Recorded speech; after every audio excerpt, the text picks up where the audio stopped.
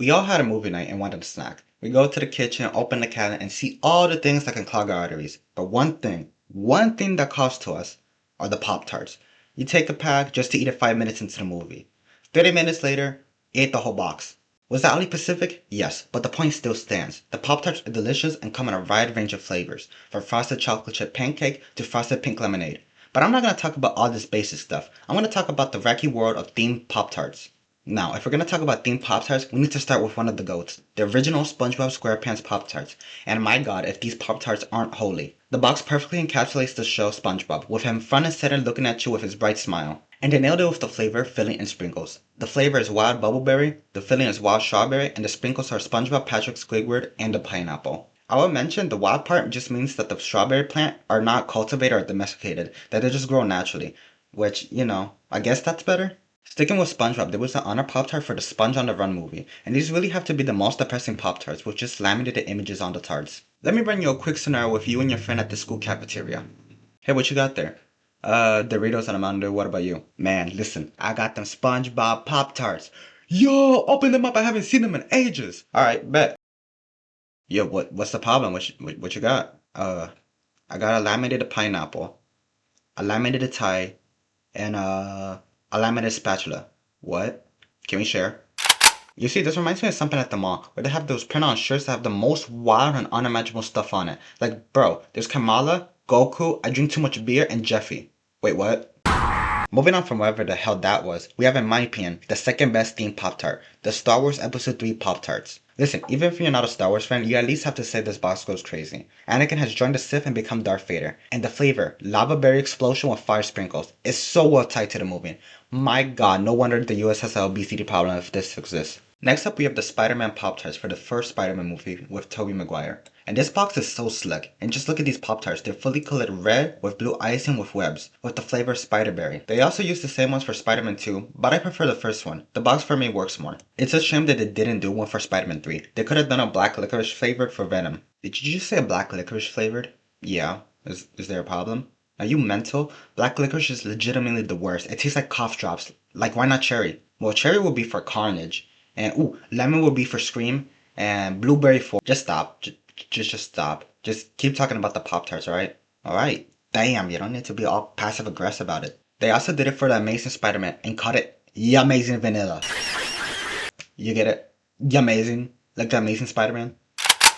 Moving on, we have the Powerpuff Girls Pop-Tarts. And the aesthetic of the box is very cute. The flavor being Powberry. And what even the hell is a Powberry? I swear as kids, whenever we saw something with a different name, we thought it tasted better. Like, bro, it's just strawberry with lavender frosting, and sprinkle shaped like the girls in a punch bubble. I'd like to mention there's a box on eBay for, what, $3,000? Wait, it's still. But still, goddamn, $3 grand for an unopened box of Powerpuff Girl Pop-Tarts? I didn't know I had to take out a loan for it. And who has that in the cart, bruh? What? It wasn't me! God damn it, Duffy! Next up, we have the Lion King Pop-Tarts. And who made this? Listen, I don't like bugs. You can even say afraid. Just looking at this gives me the ick. These Pop-Tarts ain't a chief. This ain't Hakuna Matata. The flavor is mud and bugs with chocolate fudge filling with bug sprinkles. Listen, I'll give credit where credit's due. The chocolate fudge for mud is a great idea, but still, ew. After that, I have to cleanse my eyes. So let's talk about the Hello Kitty Pop-Tarts. First things first, this is very cute and goes with the Hello Kitty aesthetic. And the flavor being called Meowberry, really just strawberry, is a great play on words. But you know what else is like Hello Kitty? Pirates of the Caribbean. Yeah, I don't know how to segue away from Hello Kitty. The Pirates of the Caribbean is a movie series that I can watch on repeat. I have probably watched each movie 50 times. And for the Pop-Tarts, they didn't disappoint. Doing an icing to look like sand is absolutely super. But it's not as super as the Incredibles Pop-Tarts. First, the box design is great, with Mr. Incredible punching the Pop-Tarts logo with a 3D effect. And the flavor Incrediberry Blast is just super, I'm not gonna lie. They really do a good job naming the Pop-Tarts. It makes you feel like you're eating something much more than what it really is. Moving on, we have the Robots the Movie Pop-Tarts, having the flavor Roboberry Blast. And these Pop-Tarts raise me multiple questions. First, why is Ronnie 3D but Fender's 2D? Like they should have a render of him. It looks so off-putting. And secondly, if the sprinkles are nuts, and the robots are made of nuts and bolts, am I eating them? Like in the movie they also eat nuts and bolts, so do they eat each other? You know, it's these type of concerns that make me question, as a species, what is it to be human? Next up, we have the Pokemon Pop-Tarts. I feel like when you think about themed Pop-Tarts, this is the first things that comes to mind. Like how can you not? Pokemon is a worldwide thing, and these were released at the height of Pokemania. These Pop-Tarts are really well designed. The sprinkles are Pikachu, Charmander, Poliwhirl, and Chansey, with yellow icing and the flavor wild cherry. But the Pokeberry ones, ain't chief. Like bro, Pokeball sprinkles my A. These are just circles, and the Pokeberry flavor is just wild cherry again. You ain't lying to me. And also, why is Lugia T-posing? Sticking with not so good Pop-Tarts, we have the Simpsons Pop-Tarts. Now, I'm not hating on the Simpsons show, just the Pop-Tarts. First, the whole Pop-Tart being yellow is great. You know, the Simpsons are yellow and all. But these sprinkles, bro, they're just Dippin' Dots. Like, I'm guessing the blue one is Marge's hair, and the red thing, is it supposed to be the piece of resistance? And is the pink piece supposed to be Rufus? You know, Kim Possible got their own Pop-Tarts having the flavor Isso Wildberry with Action Burst sprinkles. Now, even though I watched Kim Possible as a kid, I don't remember any of it. The only thing I do remember is that Kim Possible and Lilo and Stitch had a crossover episode.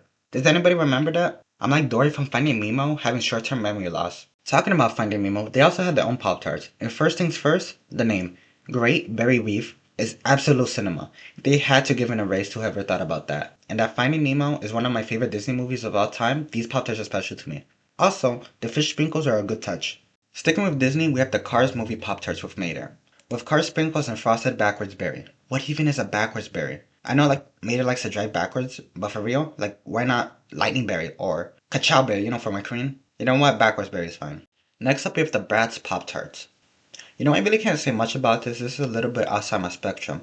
I can't say it has lavender icing with wild berry flavor with stars. Wait, you know what else has stars? The American flag. Yeah, that's right. American Idol got their own Pop-Tarts. You know why? Because Pop-Tarts was the primary sponsor of the American Idol Live Tour. They specially made these Pop-Tarts in 2014 with striped filling, blue icing, and star sprinkles. The only thing that they're missing is a bald eagle. Sticking with the whole red, white, and blue color scheme, we have the Cat in the Hat Pop-Tarts. The Cat in the Hat Pop-Tarts was for the Mike Myers film. They have blue frosting, sprinkles shaped like the cat's hat, and red and white stripes for the filling. For me, the funniest part of the movie was the Cupcake-inator scene, when the Cat in the Hat had a complete meltdown. It's a classic. Did you just call my mother ugly? Shut up! I mean it. I will end you. Oh, I see. I've chopped it off. Well, that's interesting because... Son of a bitch! You know what else is a classic and a meltdown? The Ice Age 2 Pop-Tarts. And just let this sink in. The box design is so simple but so beautiful at the same time.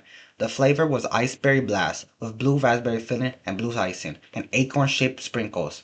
Listen, I will go to great lengths for this box. You have no clue. Next up we have the Scooby-Doo Pop-Tarts. Now, for the longest time I thought there was only one Scooby-Doo themed Pop-Tart, but there's actually two different ones. First we have Very Scary Scooby Berry with wild strawberry filling and bone sprinkles. Damn, that was one hell of a tongue twister. The other one was Wild Scooby Berry with wild berry filling and bone sprinkles. Just slightly different. I would just like to mention my favorite Scooby-Doo movies have to be the live action ones and Aloha Scooby-Doo. What are yours? Sticking with monsters, we have the Monsters Inc. Pop-Tarts. The tarts were just wild strawberry with monster sprinkles. But the real prize was the trading cards. Inside each box there was a free trading card having 4 to collect, being the main characters. I'm really just surprised that it wasn't called Scareberry or Blueberry or something like that. It was a missed opportunity. Moving on, we have the Grinch Pop-Tarts. Now, this has to be one of the most lackluster themed Pop-Tarts. It's for the Grinch, but it's just generic Christmas tarts. The only way you would know it's from the Grinch is from the box. And there's no naming convention. It could have been called at least Whoberry or Grinchberry. Also, I know the Grinch has pronounced fluffy fingers, but why is he flipping me off? Like, what did I do? Moving on, we have the Batman and Robin Pop-Tarts. Please don't. Something in the way. It's not even the right movie. For the movie, there was 3 different ones, having the flavor strawberry, cherry, and blueberry. Out of them all, I would say the best executed one has to be the Mr. Freeze tart, as it looks like ice. And lastly, we have the Barbie and Disney Princess Pop-Tarts, the flavors being Eisenberry and Jewelberry. Yeah, like what can I say here? There's a reason both of them are at the end of the video. You're telling me that you dragged me all this way while hearing you rant about Pop-Tarts so I can be put in this dress just to be at the end of a video. Yeah, the Barbie Pop-Tarts has an elephant on it. I hope you enjoyed the video and learned a little bit about Pop-Tarts. I tried adding a little bit more personality, but I feel like I came a little bit crazy. Anyways, feel free to like and subscribe, and peace.